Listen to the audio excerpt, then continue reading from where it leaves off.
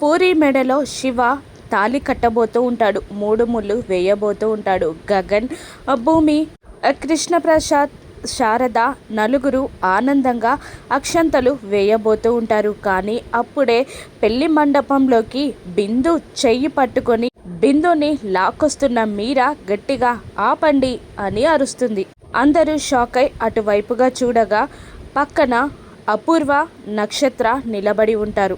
పిలవని పేరంటానికి మీరెందుకొచ్చారు అని భూమి నిలదీస్తూ ఉండగా శివ తాళి కట్టాల్సింది అక్కడ పెళ్లి పీటల మీద కూర్చున్న పూరి మెడలో కాదు, నా కూతురి మెడలో అనగానే శారద, గగన్ ఇద్దరు షాక్ అవుతారు.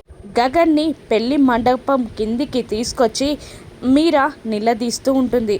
అందరూ షాకింగ్గా చూస్తూ ఉంటారు. మీరా తన చేతుల్లో ఉన్న లవ్ లెటర్స్ని, గ్రీటింగ్ కార్డ్స్ని, ఫొటోస్ని అన్నీ పైకి విసిరేయగా అవి చెల్లా చెదురుగా పెళ్లి మండపంలో పడిపోతాయి. అందులో శివ బిందుకి రాసిన లవ్ లెటర్స్, గ్రీటింగ్ కార్డ్స్, వాళ్ళు సన్నిహితంగా ఉన్న ఫొటోస్ కూడా ఉంటాయి.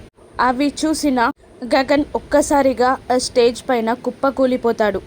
కన్నీళ్లు పెట్టుకుంటూ ఉంటారు. పెళ్లి పీటల మీద నిలబడి కన్నీళ్లు కారుస్తున్న పూరి తన అన్నయ్య కుప్పకూలిపోవడంతో అక్కడికి వస్తుంది గగన్ని పట్టుకోవడానికి. పూరి ఏడుస్తున్న గగన్ కేపీని నిలదీస్తూ ఉంటాడు. ఇప్పుడు చెప్పండి కేపీ, మీ నిర్ణయం ఏంటి? శివ తాళి కట్టాల్సింది ఎవరికి, పూరికా బిందుకా అని అనగానే తలదించుకున్న కేపీ ప్రేమించుకున్న ఇద్దరే పెళ్లి చేసుకోవడం న్యాయం అని చెప్పేస్తాడు. దాంతో ఏడుస్తూనే గగన్ శివ, బిందు చేతులు పట్టుకొని పెళ్లి మండపంలోకి తీసుకెళ్లి పెళ్లి పీటల మీద కూర్చోబెడతాడు.